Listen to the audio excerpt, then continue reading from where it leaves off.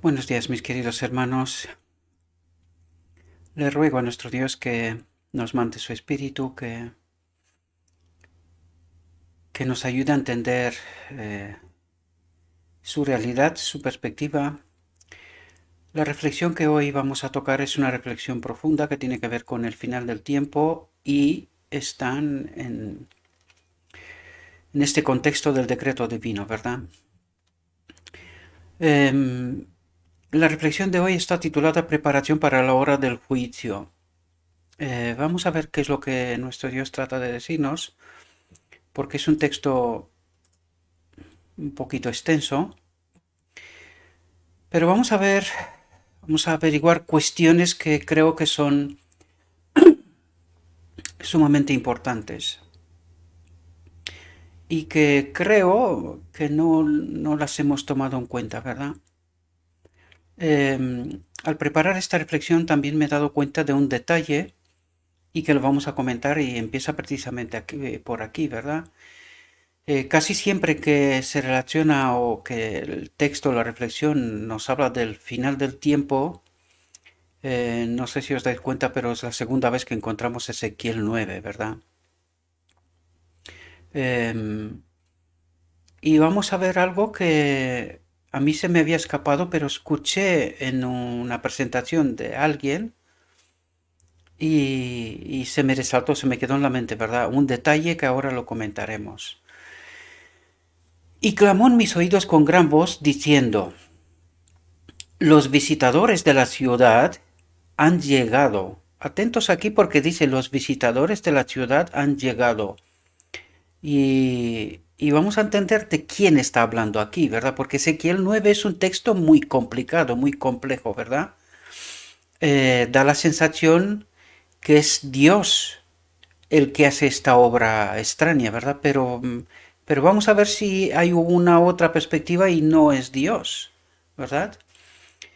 Aquí dice los visitadores. ¿Quiénes son visitadores? ¿Quiénes están, quiénes están fuera del santuario de Dios? Es el enemigo de Dios y sus ángeles, ¿verdad? Por lo tanto, dice los visitadores de la ciudad han llegado. Recordad, Jerusalén, iglesia, este es el paralelo. Por tanto, cuando dice ciudad, hace referencias a Jerusalén, pero se refiere a la iglesia.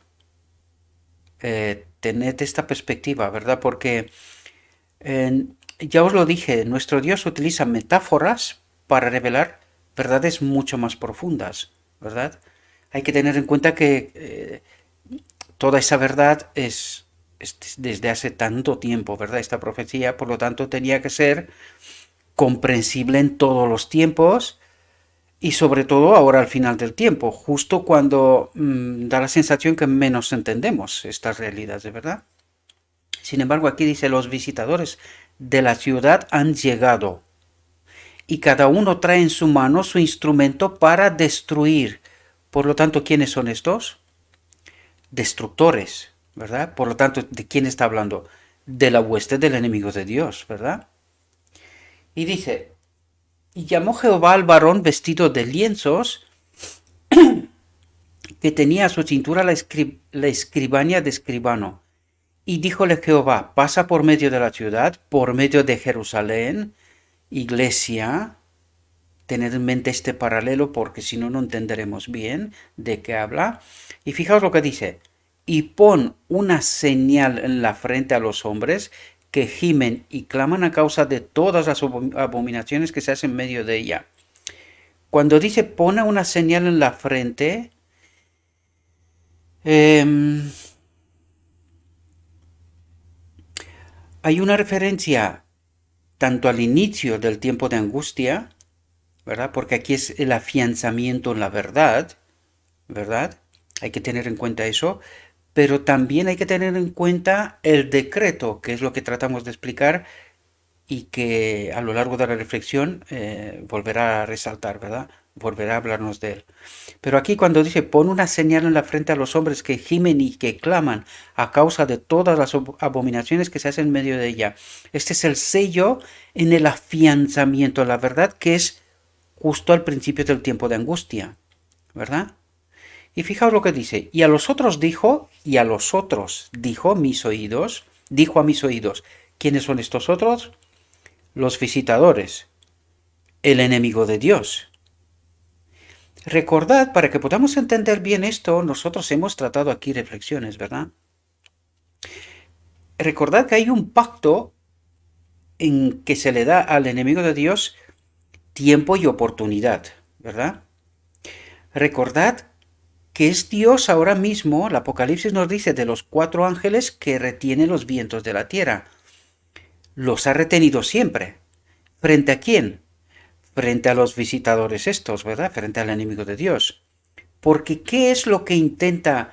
En otro día alguien me hacía referencia, ¿verdad? A la obras, algunos eventos que pasan en el Antiguo Testamento, y yo les recomendaba que lean el libro de Job, para que puedan entender que el enemigo de Dios está condicionado. Es decir, él no puede actuar y hacer lo que él quiere cuando quiere, sino solamente cuando se llena la copa de iniquidad en distintos momentos de la historia, nuestro Dios retira la protección, ¿verdad? Por lo tanto, es en aquellos momentos que el enemigo de Dios actúa. Y hay que entender muy bien este contexto, ¿verdad? No lo hemos entendido, desgraciadamente, no hemos entendido la obra, cómo y en qué condiciones puede obrar el enemigo de Dios, y muchas veces tomamos a Dios como el que actúa y haciendo este daño, como por ejemplo el libro de Ezequiel. Pero fijaos lo que nos dice aquí, ¿verdad? Nos habla de los visitadores y dice, antes que los visitadores tengan permiso para que puedan actuar, le dice al Espíritu de Dios, de Cristo en este caso, fijaos lo que dice, pon una señal en la frente a los hombres que gimen y claman a causa de todas las abominaciones que se hacen en medio de ella, de la iglesia, ¿verdad? Por lo tanto, tenemos que entender bien este contexto, porque si no, vamos a decir aquí que Dios es el que castiga. Utiliza esta metáfora, ¿verdad? Pero esto se entiende desde la perspectiva del cielo, es que Dios castiga ¿en qué sentido? En sentido de que retira la protección. ¿Y por qué? Pues porque hemos llenado la copa de la iniquidad. Y ahora viene un detalle sumamente importante. Fijaos lo que dice aquí. Y a los otros dijo, a los visitadores, al enemigo de Dios, ¿verdad? Pasad por la ciudad en pos de él. ¿De quién? Del Espíritu de Cristo que pone el sello, ¿verdad? Pues detrás de él. ¿Y que haga qué obra?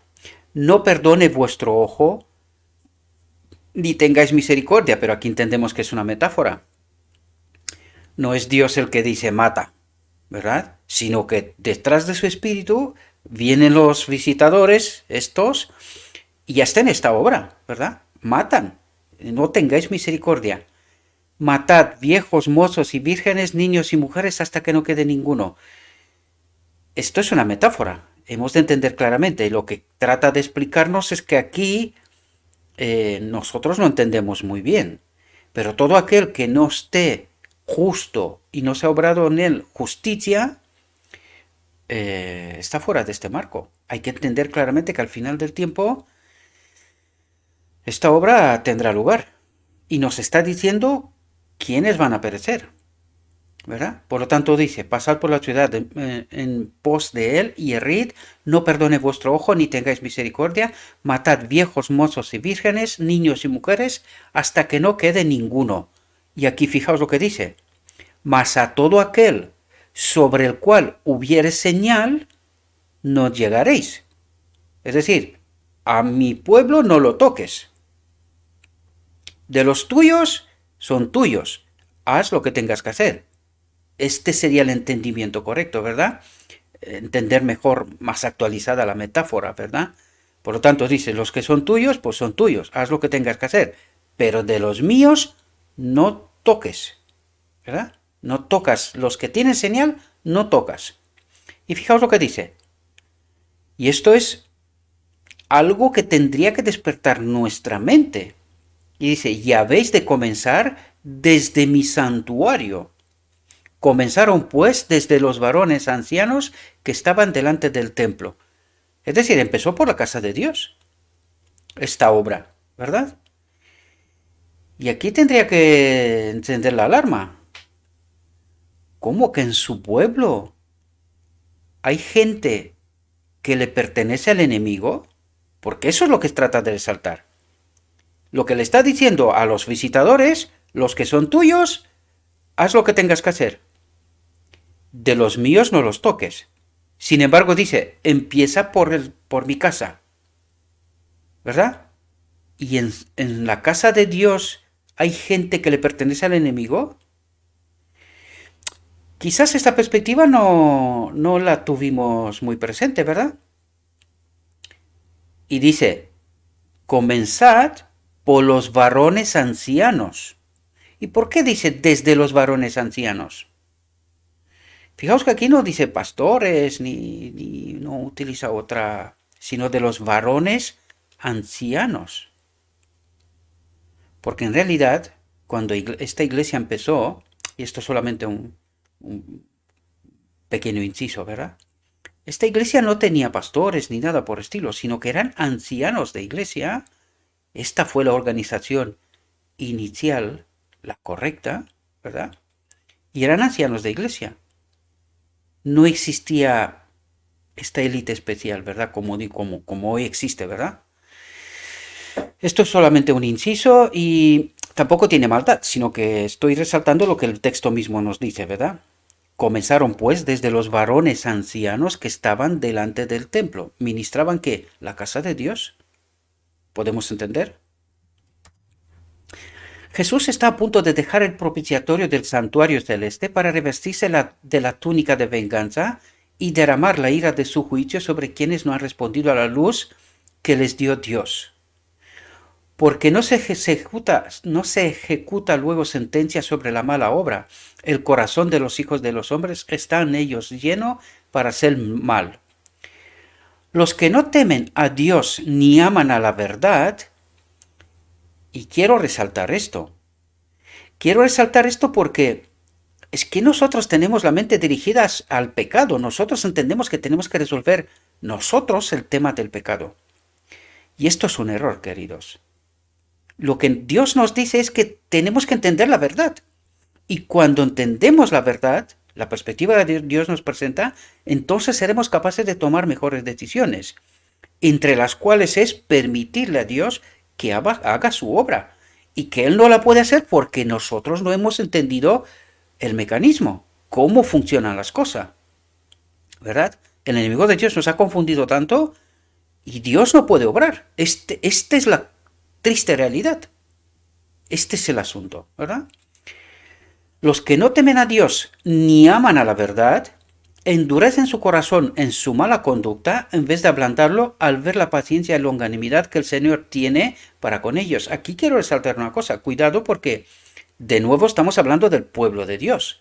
Aquí no está hablando de los otros, no, está hablando del pueblo de Dios. Ezequiel 9 en realidad se refiere a su pueblo. Y ya lo vimos, dice, empieza por mi casa, ¿verdad? Luego terminará con el mundo, pero empieza por mi casa. Y aquí el texto se refiere al pueblo de Dios, ¿verdad?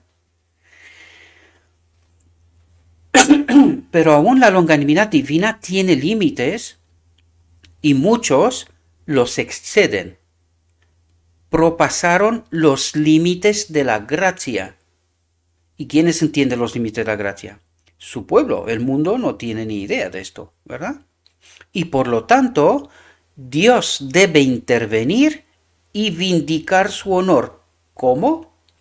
A través de una generación, un pueblo que entiende esta verdad. ¿Entendemos? Y que es un remanente de dentro de la iglesia, ¿verdad? Hablando de los amoreos, atentos aquí porque aquí nos desvela una... Yo me pregunté cuando preparé esto, digo, ¿y por qué está introduciendo aquí este texto? ¿Qué es lo que quiere decir?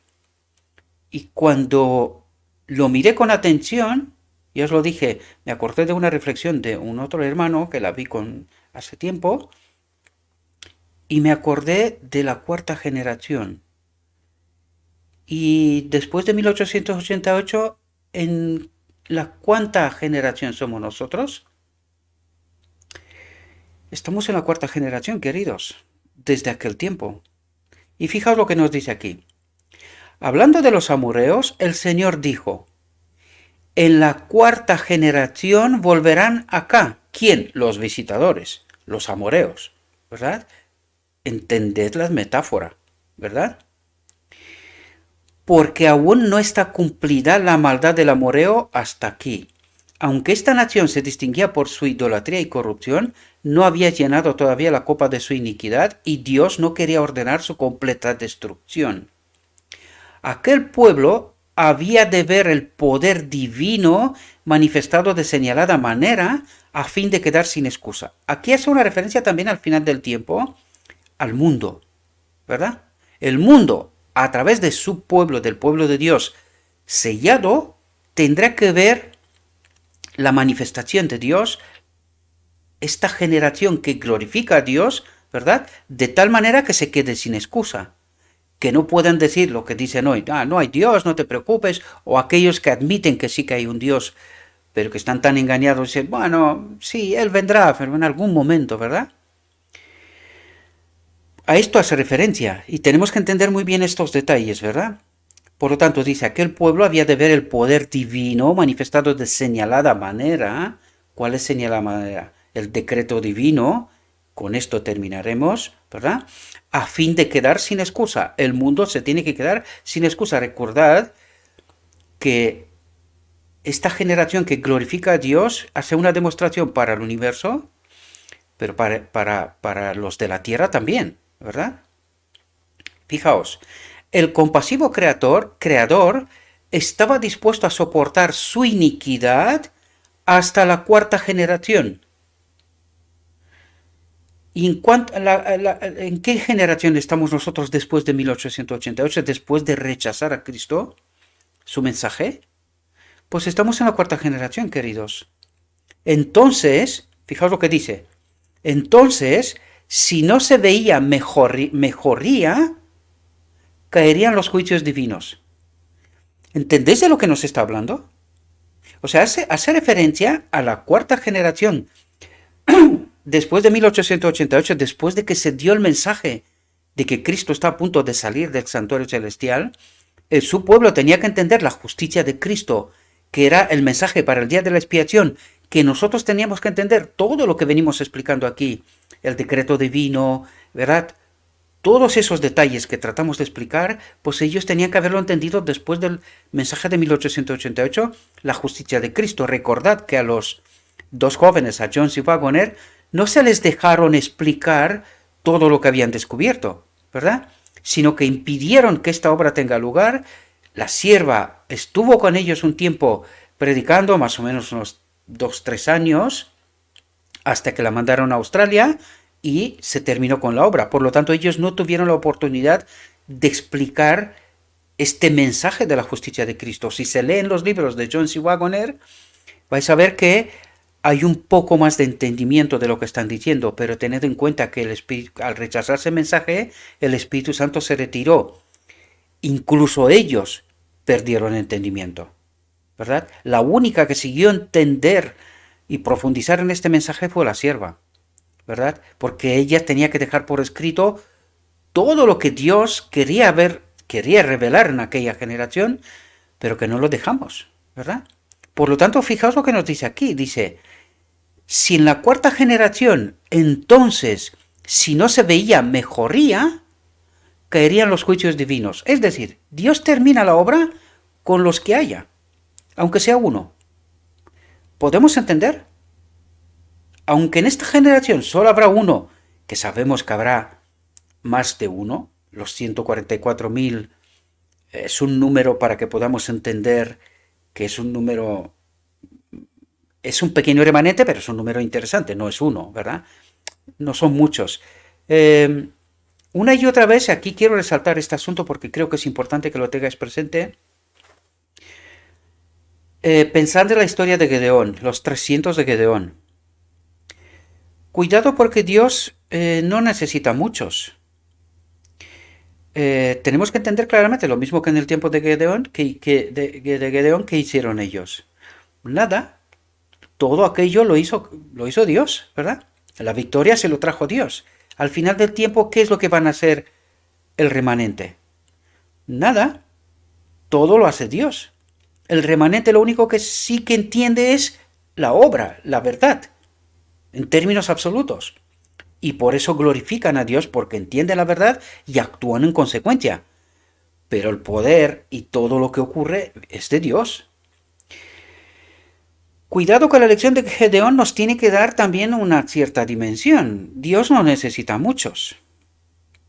Lo que sí necesita son fieles. Eso es lo que necesita Dios. Gente fiel. No muchos.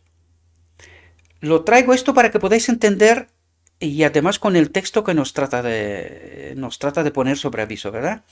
Cuidado que estamos en la cuarta generación y dice, entonces, si no se veía mejoría, si todavía no hemos entendido el mensaje, y por esto esta obra, por esto este entendimiento, ahora, ¿verdad? Dios está levantando cada vez más voces. Yo compartiré en el grupo de Telegram cada vez que encuentro textos y personas que encuentro que tienen luz, yo lo comparto, ¿verdad? Y todo aquel que es despierto de mente, pues entenderá, y el que no, pues no. Si yo os lo digo, aquel que se fija en personas, van a tener un problema grave. Tenemos que fijarnos en la verdad, no en los medios que Dios utiliza para traer la verdad. Aunque sea un burro, ¿qué más da? Si un burro está diciendo, lo escrito está, la verdad, y entendemos que hay luz a través del burro, ¿qué importa que es un burro? Lo que me importa es la verdad. Por lo tanto, debéis de tener cuidado, porque Dios utiliza métodos no convencionales. Tenéis que entender esto, y deberíamos de entenderlo a través de las escrituras. Dios utiliza a su manera las cosas, ¿verdad? Para despertarnos. El que es despierto de mente entenderá, y el que no, pues no entenderá, desgraciadamente. Con infalible exactitud lleva aún el Ser Infinito una cuenta con todas las naciones, mientras su misericordia se revela con llamamientos al arrepentimiento, esta cuenta permanece abierta. Pero cuando las cifras llegan a cierta cantidad que Dios fijó, comienza el ministerio de su ira. Es decir, retira a los ángeles y los visitadores hacen lo que, por donde empezamos, no perder de vista esto, ¿verdad? Por eso empieza por ahí, para que tengamos presente esta obra y de quién es, ¿verdad? Por lo tanto, Él retira la protección y el enemigo de Dios hará lo que siempre ha querido hacer, ¿verdad? Porque Él lo que no quiere es que haya una última generación que glorifique a Dios. Él sabe que si no hay esta generación, no se puede terminar la obra de Cristo en el lugar santísimo, ¿verdad? Por lo tanto, lo que está tratando de hacer es que no haya una última generación. Tened en mente lo que pasó en la cruz. Cristo terminó su obra antes.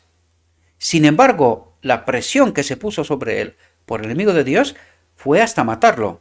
¿Qué va a intentar al final del tiempo? Aunque ve a su pueblo sellado, él también intentará engañarlos hasta la última, ¿verdad? Lo que pasa, por eso digo yo siempre que es necesario entender la verdad de Dios, porque este último remanente no podrá ser engañado. Solo puede ser engañado si no entiende la verdad, pero si entiende la verdad, no podrá ser engañado. Por eso es tan importante entender la verdad desde la perspectiva de Dios, tener la mente despejada. Y eso es lo que trato de hacer aquí, aunque muchas veces algunos interpretan que tengo problema con los maestros de Israel y cosas por el estilo. En absoluto. Pero si el maestro de Israel no entiende esta obra, no entiende lo que tiene que pasar al final del tiempo, y les dice a su pueblo, pasa como en 88, firmes aquí, nosotros tenemos la verdad, lo que sabemos es todo lo que necesitamos. Cuidado, ya experimentamos una vez esto. ¿Y qué hicimos? Crucificamos a Cristo. Pues en esta ocasión no vamos a crucificar a Cristo. En esta ocasión perecerán todos aquellos que no entienden esta obra, que no aceptan la verdad, no se preparan en consecuencia, no serán sellados, perecerán, ¿verdad? Por eso estamos diciendo lo que estamos diciendo. El que quiere entender bien y el que no quiere entender, pues ha tomado su decisión, ¿verdad? Aquí nadie obliga. Si Dios no obliga, nadie tiene que obligar. Nadie. Pero sí, nuestro deber es levantar la voz, ¿verdad? Y de hecho el texto nos lo va a resaltar, para que podamos entender esta perspectiva, esta realidad, ¿verdad? Pero cuando las cifras llegan a cierta cantidad que Dios fijó, comienza el ministerio de su ira. Se cierra la cuenta. Cesa la paciencia divina. Ya no hay más intercesión en favor de dichas naciones. La crisis se acerca rápidamente. Se aproxima el tiempo de la visitación de Dios, de la venida de Dios, ¿verdad? Aunque le repugna castigar, por eso lo puse en rojo, lo subrayé, porque claro, fijaos cómo habla, y claro, nosotros nos hemos dejado engañados. La metáfora, ¿verdad? Teníamos que entender qué hay detrás de esto. Porque dice, aunque le repugna castigar a Dios. ¿Y eso qué quiere decir? Aunque Él no quiere que perezca nadie, ¿verdad? Él no quiere que perezca nadie. Sin embargo, está obligado, porque yo he elegido así. Por lo tanto, dice, aunque le repugna castigar, castigará. Pero no castiga a Él, sino que Él levanta la protección. ¿Y quién hace el daño? Los visitadores, por donde empezamos, ¿verdad? Aunque le reponga a castigar, castigará. No obstante, y muy pronto. Quienes anden en la luz, atentos aquí, quienes anden en la luz, quienes entiendan la verdad, las señales del inminente peligro, pero no se han de quedar tranquilamente sentados en espera de la ruina que no ha de alcanzarlos, consolándose con la creencia de que Dios resguardará a su pueblo en el día de la visitación. Y dice, muy lejos de esto, todos aquellos, yo os lo digo una y otra vez, maestros de Israel y laicos, al pueblo de Dios. Mucha gente cree que le basta con entender este mensaje. Dice, oye, yo ya he entendido el mensaje y me quedo quieto. Muy lejos de esto, porque de aquí está hablando de aquellos que anden en la luz, que entienden la luz, pero que se quedan calladitos. No reclaman, ¿verdad? No reclaman las abominaciones en medio de su pueblo, del pueblo de Dios, ¿verdad? Por lo tanto, no enciende la alarma, ¿verdad? ¿Y qué nos dice Dios? Aunque tú hayas entendido la verdad, pero que tú no me obedeces, porque yo te digo, clama tu voz en alto. Anuncia a mi pueblo sus iniquidades, sus apostasías. Y si tú no haces esto, no me perteneces, porque no me obedeces. Tú en realidad eres egoísta, quieres preservarte por si acaso, ¿verdad? Y que cada uno aguante su vela, como dicen por aquí en el mundo, ¿verdad? Muy lejos de esto. Esto es egoísmo, y egoísmo sigue siendo pecado que yo sepa. Por lo tanto, si tú te has enterado, sepas la verdad, seas quien seas donde seas, ocupes la responsabilidad que ocupes.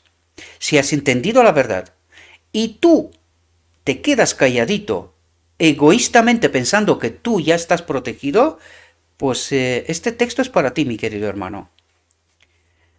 ¿Entiendes lo que nos está diciendo Dios? No os lo digo yo, está escrito. Pero si no entiendes, mi deber es despertar. El que quiere despertar, despertará. Y el que no, pues ha tomado su decisión.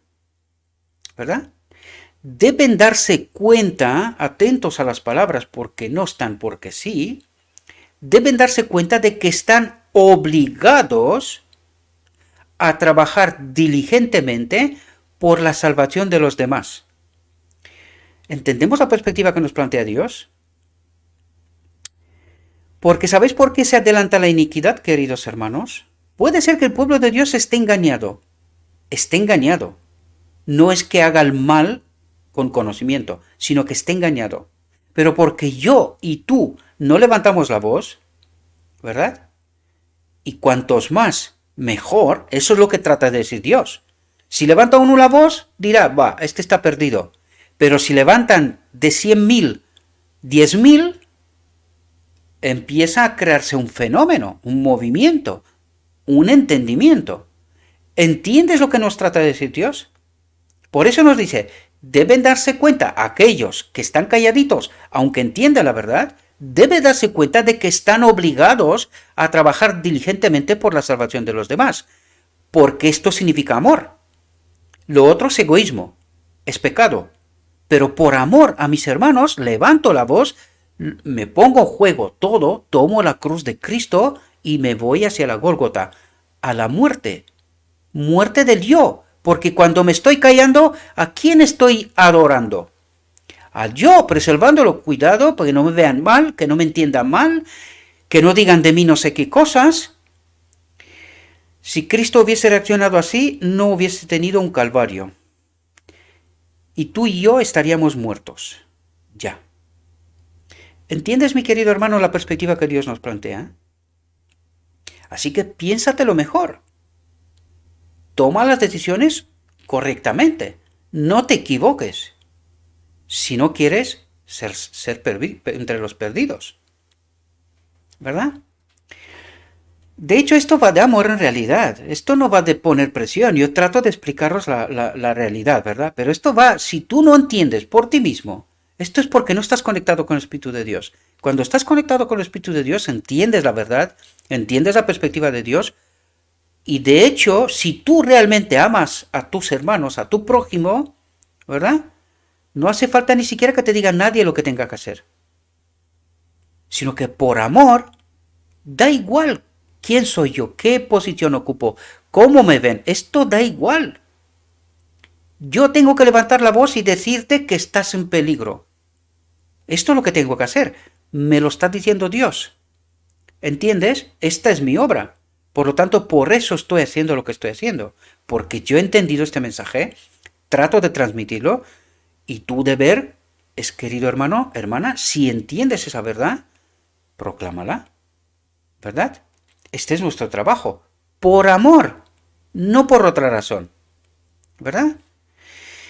Deben darse cuenta de los que están obligados a trabajar diligentemente, de que están obligados a trabajar diligentemente por la salvación de los demás, impetrando con firmísima fe el auxilio de Dios. ¿Entendemos? Con firmísima fe, segurísimo que esta es la voluntad de Dios, ¿verdad? Fijaos lo que dice, la oración del justo, obrando eficazmente, no solamente dice que oremos, no, oremos porque necesitamos poder ser acompañados por el Espíritu de Dios, obrando eficazmente, haciendo lo que haga falta para levantar la voz, para dar la advertencia, y dice, la oración del justo, obrando eficazmente, puede mucho.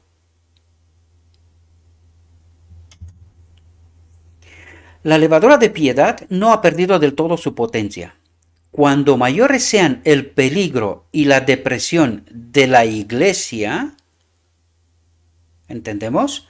La pequeña hueste de los que, atentos lo que dice, y el paralelo con Gedeón, ¿verdad? Los 300.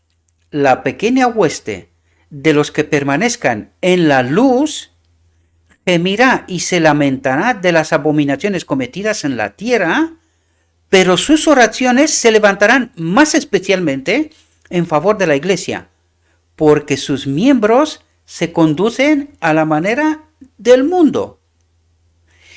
¿Entendemos la perspectiva? Y claro, si esta gente, la iglesia, se conduce a la manera del mundo, ¿quién le das la señal de advertencia? Porque se entiende que la iglesia cree que está bien. Paz y seguridad. Nosotros tenemos la verdad. Fuertes, ¿verdad? No vaya a ser que nos entre la apostasía, sin pensar que ya la tiene dentro. ¿Podemos entender la perspectiva? Las fervorosas oraciones de estos pocos fieles, no serán baldías, no serán en vano. Cuando el Señor llegue con vengativo brazo, llegará también, atentos, llegará también como protector de quienes hayan conservado pura la fe, la verdad pura, sin mezclar con mentira y engaño, ¿verdad? Y no se hayan contaminado con el mundo. Aquí hay mucho evangelio en realidad aquí, en estas palabras. Mucho evangelio. Y fijaos porque dice, cuando Dios viene, cuando Cristo viene la segunda vez, la visible, dice, llegará como protector de quienes hayan conservado pura la fe y no se hayan contaminado con el mundo. Pero esta visible va, dice, con vengativo brazo para los demás, para que vean que Él era verdad, que su obra fue una obra de rescate, pero que no quisieron adorarlo, que al fin y al cabo de esto se trata, ¿verdad? No quisieron aceptarlo, lo rechazaron, ¿verdad? Para aquel entonces prometió Dios vengar a sus elegidos que claman el día y noche, aunque sea longánime para con ellos. El día de la venganza del Señor se acerca. El sello de Dios solo marcará la fuerte fe. ¿Qué dice? El sello de Dios solo marcará la fuerte fe de quienes giman y se lamenten de las abominaciones cometidas en la tierra. Y en la iglesia también, ¿verdad? Los que simpaticen con el mundo y coman y beban con los beodos serán seguramente destruidos con los inicuos. ¿Y de quién habla aquí? Fijaos cómo está formulada la frase. Está hablando de su pueblo, queridos. Está hablando de la iglesia. Porque dice, los que simpaticen con el mundo y coman y beban con los beodos serán seguramente destruidos con los inicuos. Y aquí no se refiere a los borracheros, los que beben bebidas fuertes. Que no, se refiere al vino de Babilonia. ¿Entendéis? De eso nos habla el Apocalipsis. Se refiere a los que han bebido del vino de Babilonia, del engaño de Babilonia. A esto se refiere. No se refiere a los borrachos habituales, pues estos no saben de Dios, ni le interesa, ni no tienen ninguna preocupación en este sentido. Y está hablando de su pueblo. Por lo tanto, nosotros bebemos bebidas fuertes, ¿verdad que no? Entonces, ¿de qué está hablando? Del vino de Babilonia, de la falsa enseñanza, falsa doctrina, todo tipo de teorías falsas, y no entienden la pura verdad. ¿Entendéis de lo que nos está hablando? Los ojos de Jehová están sobre los justos y atentos sus oídos al clamor de ellos, pero la ira de Jehová contra los que mal hacen. Fijaos, nuestra propia conducta determinará si hemos de recibir el sello del Dios vivo o hemos de ser arrebatados por las destructoras armas. Y claro, los que reciben el sello de Dios vivo, ¿en base a qué reciben el sello de Dios? En base al hecho de que han entendido la verdad, queridos. No hay otra diferencia. ¿Verdad? No hay otra diferencia. Y aquellos que piensan que ellos no pecarán, es verdad que hay una obra, nosotros no pecamos por elección, ¿verdad? Porque entendemos la verdad. ¿Verdad? Entendemos la obra de Cristo, entendemos quién nos justifica y nos purifica, ¿verdad? Pero el problema de aquí no es el pecado en sí mismo. Si para esto fue lo primero que hizo Cristo, en su encarnación pagó el precio, punto, esto fue lo primero. Por lo tanto, el pecado en sí no es el problema. El problema es no entender la obra de Cristo, la verdad de Dios. Este es el problema. Y vamos a ser sellados en este entendimiento, en la verdad, afianzados en la verdad. ¿Podemos entender? De eso se trata. Ya han caído sobre la tierra unas cuantas gotas de la ira de Dios, pero cuando se derramen las 7 últimas plagas, sin mezcla, en la copa de su indignación, entonces será demasiado tarde para arrepentirse y encontrar refugio. No habrá entonces sangre expiatoria que lave la mancha del pecado. Y en aquel tiempo se levantará Miguel, el gran príncipe, que está por los hijos de tu pueblo, y será tiempo de angustia, cual nunca fue después que hubo gente hasta entonces. Mas en aquel tiempo será libertado tu pueblo, todos los que se hallaren escritos en el libro. Cuando llegue este tiempo de angustia, ya estarán decididas todas las causas, y aquí ya se refiere al final del tiempo de angustia, al decreto de muerte. Fijaos lo que dice. Cuando llegue este tiempo de angustia, ¿verdad?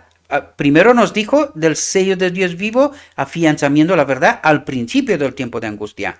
Luego nos habla del tiempo de angustia, ¿verdad? Es que hace un paso adelante, un paso para atrás, siempre. Y por eso, si no entendemos, estamos confundidos, ¿verdad? Y aquí nos dice, cuando llegue este tiempo de angustia, el decreto dominical y el decreto de muerte, ¿verdad? Ya estarán decididas todas las causas. Recordad que allí Cristo deja su ropa de sumo sacerdote y se prepara para tomar la ropa de rey, ¿verdad? Ya no habrán probación, porque ya fuimos probados hasta este momento, ni misericordia para el impenitente.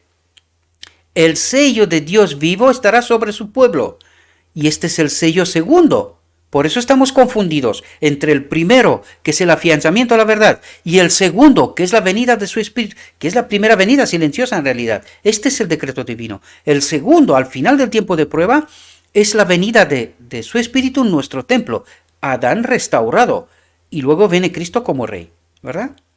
Este pequeño residuo remanente, incapaz de defenderse el mortífero conflicto con las potestades de la tierra organizadas por la hueste del dragón, cifra su defensa en Dios. ¿Entendemos?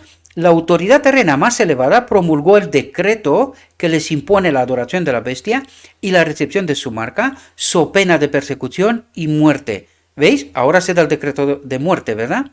Dios ayuda a su pueblo en este momento, porque sin su ayuda, ¿qué podrá hacer este pueblo en tan terrible conflicto? Pero no está sin su ayuda. Acaba de ser sellado.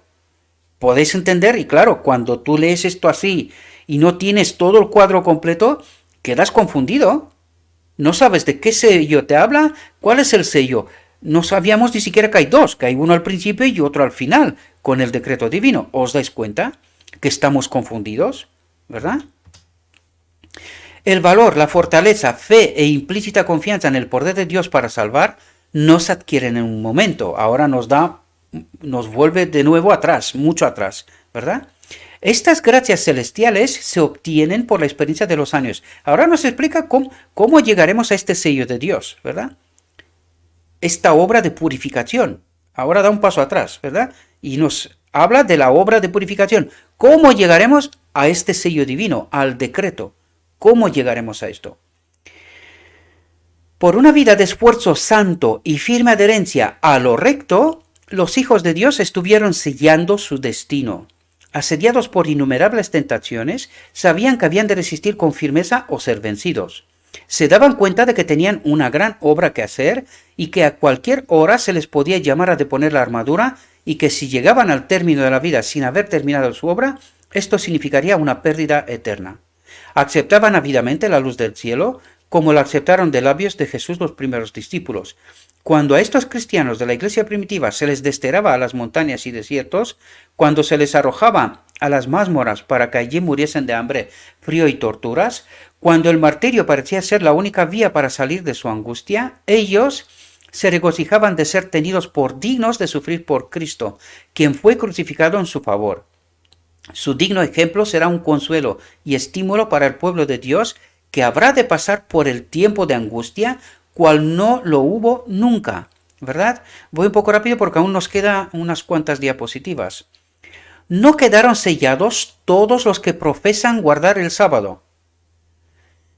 Y otra vez traigo la advertencia, está hablando de la iglesia de Laodicea, de su pueblo. De eso nos está hablando constantemente. No quedarán sellados todos los que profesan guardar el sábado. Muchos de los que enseñan la verdad a otros no recibirán el sello de Dios en sus frentes. Y estamos hablando del de afianzamiento en la verdad. Del primero, ¿verdad? Está hablando del primero. Del principio del tiempo de angustia. Tuvieron la luz de la verdad, conocieron la voluntad de su Maestro, comprendieron todos los puntos de nuestra fe, pero sus obras no correspondieron a su conocimiento.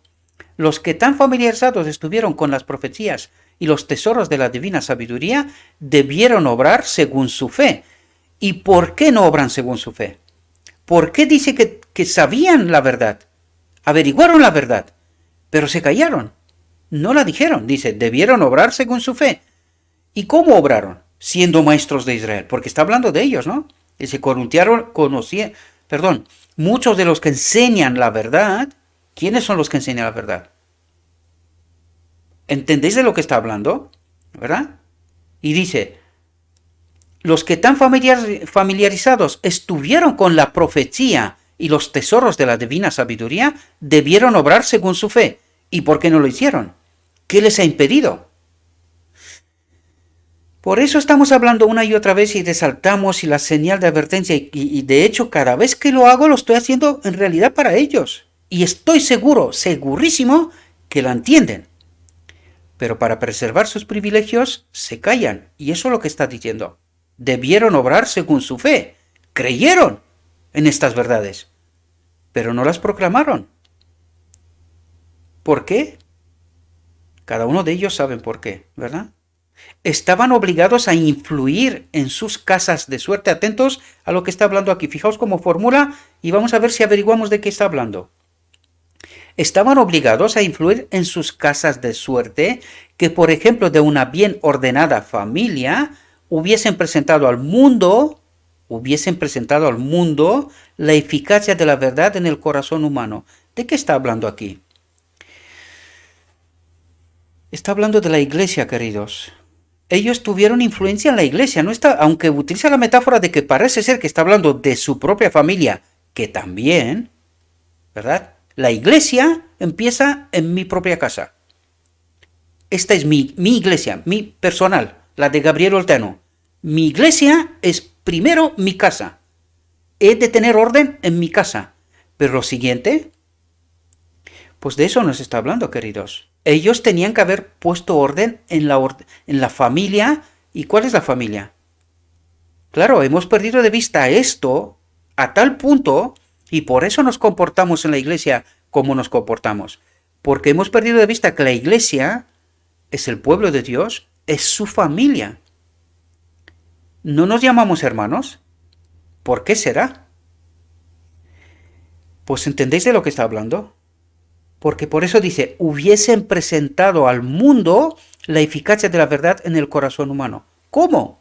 Porque esta familia, esta casa, esta iglesia, hubiese sido la demostración viva en la tierra de cuál es la obra de Dios en y con nosotros. ¿Entendéis la perspectiva correcta? Ninguno de nosotros recibirá el sello de Dios mientras en nuestro carácter haya una mancha o suciedad, un engaño, falsa verdad. A nosotros nos incumbe enmendar los defectos de nuestro carácter y limpiar de toda contaminación el templo del alma. ¿Y esto qué quiere decir aquí? Porque no está hablando del pecado, ¿eh? No os equivoquéis. El pecado no es nuestra obra. Porque no podemos. Es la obra del Espíritu de Cristo. Pero ¿qué es lo que me está diciendo aquí? Entiende la verdad. Quita toda contaminación del templo del alma. Mal entendimiento, mala doctrina. ¿Verdad? La obra del enemigo de Dios. De eso me habla. ¿Y a quién le incumbe estudiar y entender la verdad? ¿A Cristo? ¿A su Espíritu? ¿Lo necesita? ¿O somos nosotros? ¿Quién tiene que estudiar? ¿Quién tiene que darle a Dios tiempo útil para que lo conozcan y para que Él se pueda dar a conocer? ¿Quién necesita esto? Nosotros, queridos. Nosotros. Por eso nos dice, a nosotros nos incumbe enmendar los defectos de nuestro carácter. Las malas ideas, malas doctrinas, teorías, todo lo que no está bien según la voluntad de Dios. Eso es lo que trata de decirnos. Y limpiar de toda contaminación el templo del alma. Limpiar de la basura, de falso entendimiento. Y de esto nos está hablando Dios. No me está diciendo que yo tengo que terminar con el pecado. ¿Por qué no puedo? ¿Entendemos? Entonces caerá sobre nosotros la lluvia tardía. ¿Cuándo caerá la lluvia tardía? Este sello en afianzamiento de la verdad, porque de eso está hablando aquí. El afianzamiento de la verdad, lluvia tardía, ¿verdad? Caerá sobre nosotros. Estaremos sellados en la verdad. Hemos entendido la verdad. Y en este momento empieza el tiempo de prueba. El tiempo de angustia de Jacob, ¿verdad? En este momento empieza el tiempo de prueba. Porque si no hubiese empezado hace tiempo. ¿Pero por qué no ha empezado? Porque su pueblo no entiende la verdad. Este es el problema que tenemos. Y no lo hemos entendido, desgraciadamente. Incluso rechazamos que haya una generación que obedezca a Dios. Claro, porque nosotros entendemos que nuestro problema es el pecado, que es la consecuencia de la elección y de un malentendimiento previo. Y de no entender de quién es esa obra. podemos entender, y claro, por eso nos dice, limpia tu mente, entiende mi perspectiva, mi verdad, entiende mi obra. Si no entiendes esto, todo lo demás, o sea, no puede salir de la obra del lugar santísimo, Cristo, hasta que no haya una generación que entienda esta realidad. Y gracias a Dios que ahora estamos en ello. Dios nos revela estas verdades, nos ayuda a entender lo que no hemos entendido hasta ahora, desgraciadamente, ¿verdad? Entonces caerá sobre nosotros la lluvia tardía, como la temprana cayó sobre los discípulos el día de Pentecostés. ¿Y qué empezaron a hacer en este momento? Esta obra, lo que estamos haciendo ahora. Por lo tanto, ¿en qué momento estamos ahora? ¿Estará su pueblo sellado en afianzamiento de la verdad en estos momentos? Pensadlo bien, queridos.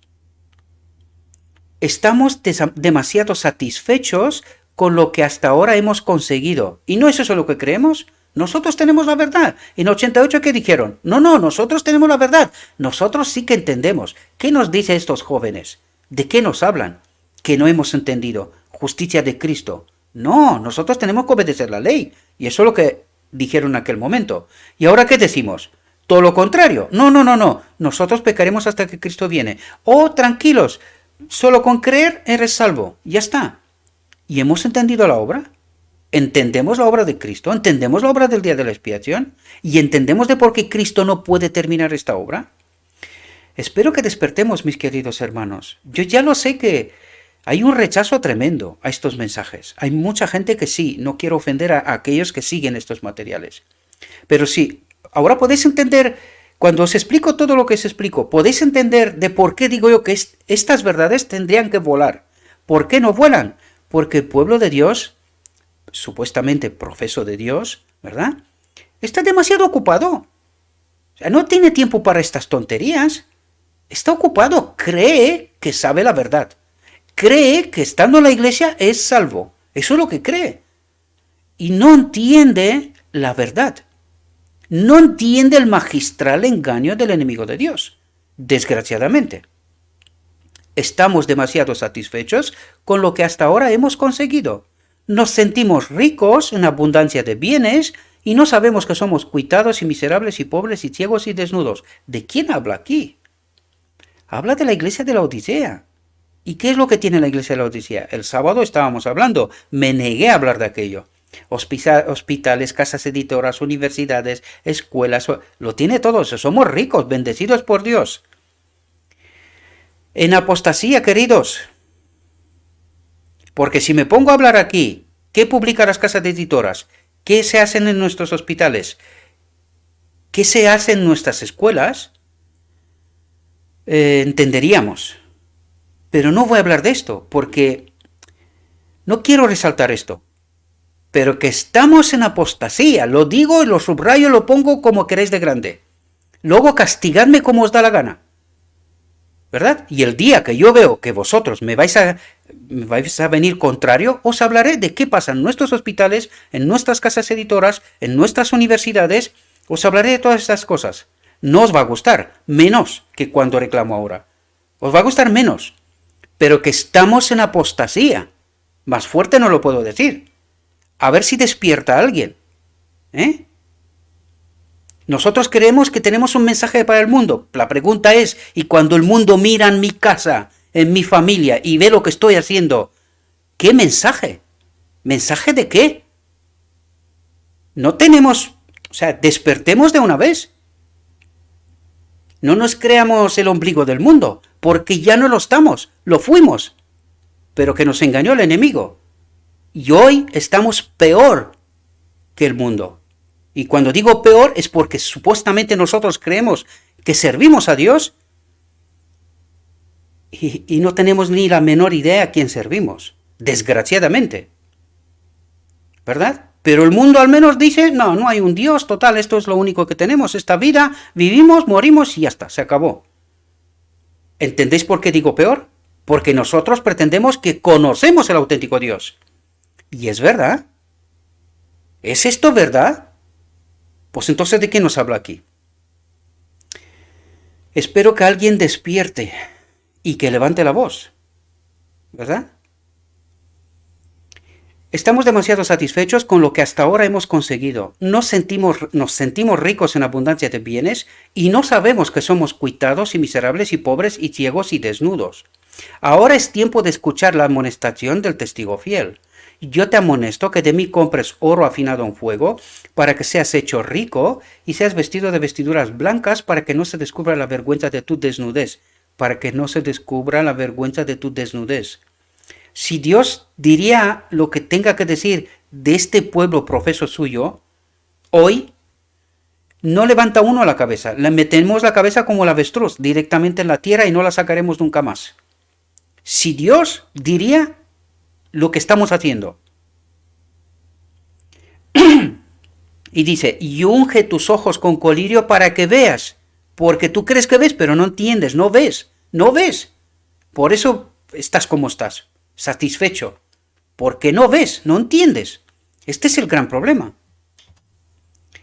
En esta vida debemos arrostrar terribles pruebas y hacer costosos sacrificios. Pero la paz de Cristo es la recompensa. Ha habido tan poca abnegación, sometimiento a la voluntad de Dios, esto es abnegación, sometimiento a la voluntad de Dios, tan poco sufrimiento por Cristo, claro, porque la cruz de Cristo implica cosas. Y no nos gusta, a pesar de que decimos, no, nosotros seguimos a Cristo. ¿En serio? ¿En serio? ¿Y por qué toleramos lo que está pasando? ¿Lo toleró Cristo? Pues leamos mejor el Evangelio, entendamos de lo que habla. Ha habido tan poca abnegación, tan poco sufrimiento por Cristo, que la cruz está casi enteramente olvidada. Debemos ser partícipes de los sufrimientos de Cristo si queremos sentarnos triunfantes con Él en su trono. ¿Y quién hace esto hoy? En la era de mayores descubrimientos tecnológicos somos mejores que nunca en la historia.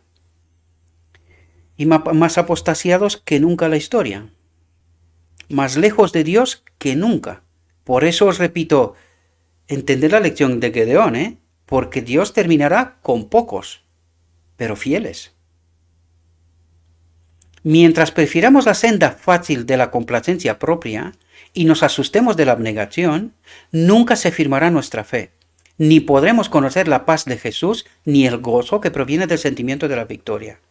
Los más encumbrados de los redimidos que estarán ante el trono de Dios y del Cordero, vestidos de blanco, conocerán el conflicto de la victoria, porque habrán atravesado gran tribulación. Dice tribulación, no un camino de flores, tranquilos, riqueza, tenemos de todo, estamos estupendos. Pues si estamos así, esto quiere decir que Satanás está encantado con lo que estamos haciendo. Por eso nos pone la alfombra roja. Vosotros tirad. Mientras no hay una última generación, no pasa nada. Hagáis lo que queráis, predicad a Cristo lo que vosotros queráis. ¿Verdad? Pero si no entendéis la verdad, perfecto. Aquí vamos a seguir, todos. ¿Entendéis la desgracia? No es porque a mí me da gana de reclamar lo que no hay, sino porque hay que abrir los ojos, hay que entender la verdad. ¿Cuánto tiempo vamos a estar engañados en esta tierra? Aquellos que hayan cedido a las circunstancias en vez de empeñar sus fuerzas en este conflicto, no sabrán resistir en aquel día en que la angustia acongojará toda alma, cuando si Noé, Job y Daniel estuviesen en la tierra, no salvarían ni hijo ni hija, porque cada uno debe librar su alma por su propia justicia, por su propio espíritu, por su propio entendimiento de la verdad. ¿Podemos entender la realidad? Dice, aquellos que hayan cedido a las circunstancias. Claro, el enemigo de Dios nos ha puesto las trampas. Nos ha dicho, ¿queréis la iglesia? Muy bien, a la iglesia. Siempre y cuando no entendéis la verdad, siempre y cuando no hay una última generación, podéis predicar a Cristo cuanto os dé la gana. Mientras no entendéis su obra, no hay problema. Aquí seguís. ¿Qué os parece, queridos? ¿Qué os parece el mensaje de la iglesia de la Odisea? Profundicemos. Nadie ha de decir que su caso es desesperado y que le es imposible vivir como cristiano. La muerte de Cristo hizo amplia provisión para toda alma. Jesús es nuestra permanente ayuda en tiempo de necesidad. Si acudimos a Él con fe, ha prometido escuchar y responder a nuestras peticiones. Si acudimos a Él con fe, entendiendo su obra. Esto es lo que quiere decir, ¿verdad? Oh, cuán necesitados estamos de vivida y activa fe. Debemos tenerla so pena de desmayar y caer en el día de la prueba. No ha de desalentarnos la oscuridad de nuestro sendero, ni ha de llevarnos a la desesperación, porque es el velo con que Dios oculta su gloria cuando quiere distribuir valiosos beneficios. Debemos saber esto por nuestra pasada experiencia, que será una fuente de consuelo y esperanza en el día en que Dios ha de contender con su pueblo. Ahora es cuando debemos mantenernos nosotros y nuestros hijos sin mancha del mundo. ¿Entendéis lo que nos reclama? Sin mancha del mundo quiere decir de toda falsedad, de todo engaño, ¿verdad? Ahora hemos de lavar las ropas de nuestro carácter y emblanquecerlas en la sangre del Cordero. Ahora debemos vencer el orgullo, la pasión y la pereza espiritual. Ahora debemos despertar y hacer especiales esfuerzos para hacer simétrico nuestro carácter. ¿Simétrico con quién? Con Cristo. Es decir, tener su espíritu, que de eso nos habla, ¿verdad? Ahora debemos despertar y hacer especiales esfuerzos para hacer simétrico nuestro carácter. Si oyeres su voz hoy, no endurezcáis vuestros corazones. Porque claro, escuchamos estos mensajes y nada, habla un hereje, ¿verdad? Estamos en situación de gravísima prueba, velando y esperando la aparición de nuestro Señor. El mundo está en tinieblas. Por eso nos dice, no os parecéis al mundo, porque el mundo está en tinieblas, ¿verdad? Dice Pablo, mas vosotros, hermanos, no estéis en tinieblas para que aquel día os sobrecoja como ladrón. Siempre ha sido el propósito de Dios sacar luz de las tinieblas, alegría de la tristeza y descanso de la fatiga para el alma anhelosa y expectante. Ahora viene otra vez el texto que acompaña casi en todos los textos, ¿verdad? Pero que tiene referencia al decreto divino, ¿verdad? Al final del tiempo de angustia. Me estoy quedando sin voz ya. ¿Qué estáis haciendo, hermanos, en la gran obra de preparación? Los que estáis unidos al mundo, en tinieblas, al mundo, ¿entendéis el paralelo? Reciben el molde mundano y se preparan para la marca de la bestia. Pero los que han perdido toda confianza en su egoísmo y se humillan ante Dios y purifican sus almas, obedeciendo a la verdad, reciben el molde celeste y se aparejan para recibir el sello de Dios en sus frentes. Pero fijaos lo que dice aquí. Pero los que han perdido toda confianza, ¿en qué? En su egoísmo, en sí mismo, ¿verdad? No confían en sí, sino que confían en la palabra, por muy sorprendente que sea esta verdad, ¿verdad? Aunque llevamos miles de años creyendo lo que creemos, ¿verdad? Da igual. Hoy se me revela una verdad. Hoy tengo que aceptar esta verdad, porque la verdad es progresiva, ¿verdad? La verdad de ayer con la verdad de hoy no es la misma, ¿verdad? Está en la misma línea, pero no es lo mismo. Es mayor luz, mayor entendimiento, por lo tanto he de aceptar esta luz. Cuando se promulgue el decreto, y aquí viene a hablarnos del decreto del final del tiempo de angustia, ¿verdad? Antes del decreto de muerte. Cuando se promulgue el decreto y quede estampado el sello, el carácter de quienes lo reciban permanecerá puro y sin mancha para toda la eternidad. A partir de aquel momento no hay pecado en medio de su pueblo. Está purificado, está limpiado, apto para entrar en el santuario de Dios, ¿verdad? Como templos vivos.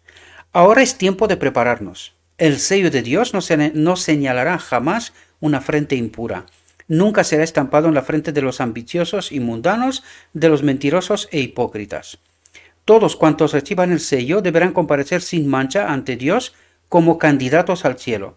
escudriñad por vosotros mismos las Escrituras, a fin de comprender la pavorosa solemnidad de la hora presente. ¿Qué es lo que está diciendo? Escudriñad por vosotros mismos las Escrituras, a fin de comprender la pavorosa solemnidad de la hora presente. Esta es nuestra obra, entender la verdad y actuar en consecuencia, ¿verdad? Eso es lo que reclama Dios de nosotros. Los pecados que no hayan inspirado arrepentimiento y que no hayan sido abandonados no serán perdonados ni borrados de los libros de memoria, sino que permanecerán como testimonio contra el pecador en el día de Dios. Y ahora quiero resaltaros una cosa, y pensad profundamente en ella. Si la Iglesia en 1888 ha rechazado a Cristo, ¿verdad? Según la palabra inspirada, ¿es necesario un arrepentimiento para que reciba de nuevo el Espíritu de Dios? ¿O será salva sin más? Pensad profundamente en esto. ¿Se haya arrepentido la Iglesia de manera oficial de aquel pecado? ¿Lo ha hecho? ¿Se ha arrepentido a la Iglesia de todo después de aquello que ha hecho, la apostasía en la cual nos hemos sumido una vez y otra vez, ¿verdad? Cada vez más profundo? ¿Lo ha hecho? ¿Ahora entendéis por qué Dios envía a sus mensajeros? Pensad profundamente en esto, porque yo sé que hay un rechazo generalizado, y esto me está diciendo que hay un engaño generalizado de la gente con respecto a la Iglesia. Y con eso no estoy diciendo que la Iglesia no es necesaria. Pero si la Iglesia no se arrepiente de su pecado, ¿cómo va a recibir el Espíritu de Cristo? ¿Hay perdón antes de pedir perdón? ¿Sí? Pues si esto es lo que nos dice el Evangelio, entonces será así, y yo estoy equivocado. ¿Verdad? ¿Puede el pecador haber cometido sus malas acciones a la luz del día o en la oscuridad de la noche? O sea, a la vista y en escondido, ¿verdad? Y no solamente el individuo, también su pueblo, la iglesia, ¿verdad? Como un todo, como una familia, ¿verdad? ¿Puede el pecador haber cometido sus malas acciones a la luz del día o en la oscuridad de la noche? Siempre quedaban descubiertas y de manifiesto ante aquel a quien tenemos que dar cuenta de todo. Hubo siempre ángeles de Dios que fueron testigos de cada pecado y que lo registraron en los libros infalibles. ¿Y para qué están haciendo esta obra si total no importa? ¿Para qué lo están haciendo? ¿Entendéis lo que os trato de decir? El pecado puede ser ocultado, negado, encubierto por un padre, una madre, una esposa, por los niños y los amigos. Nadie fuera de los mismos culpables tendrá tal vez la más mínima sospecha del mal. No dejará por eso de quedar al descubierto ante las inteligencias del cielo. Cuidado que utiliza la metáfora de la familia, porque la iglesia tiene que ser una familia. Y aquí fijaos lo que nos dice. Nadie fuera de los mismos culpables tendrá tal vez la más mínima sospecha del mal. ¿Y cuántas decisiones se han tomado en la oscuridad? Es decir, sin que el pueblo se entere, que la familia se entere. ¿Cuántas decisiones de esas se han tomado? Hay muchas, hay muchas. Al principio de esta obra yo señalé algunas cosas, ¿verdad? Y muchas otras que no he señalado y que la verdad que no me da gana de hablar de ellas, ¿verdad? Os he señalado antes editoras, universidades, hospitales y muchas otras cosas. ¿Cuántas cosas estamos haciendo mal? ¿Y cuáles son nuestros socios actuales? Por eso no hablamos de Babilonia, porque la tenemos en casa. Ese es el problema. Ya estamos ecumenizados, por decirlo de alguna manera. Por eso no hablamos del vino de Babilonia y de todas esas cosas, porque está en casa, ¿verdad? Somos de la gran familia.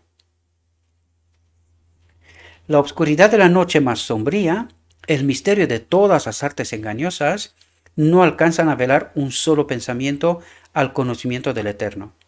Dios lleva un registro exacto de todo acto injusto e ilícito.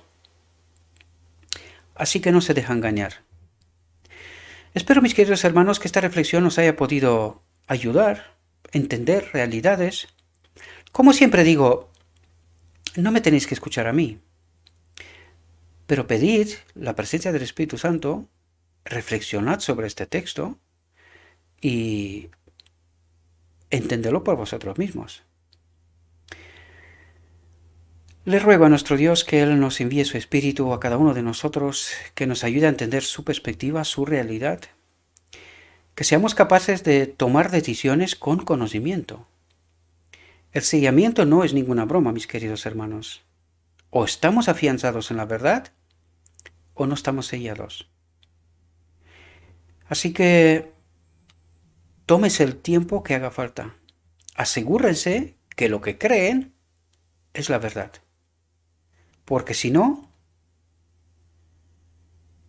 de ninguna manera seremos sellados y nos perderemos, aún estando en la iglesia toda una vida. El tiempo para Dios no importa. Lo que importa es la verdad. Os deseo, mis queridos hermanos, que tengáis un próspero día y que en todo lo que os he dicho, os lo he dicho en nombre de Cristo Jesús. Amén.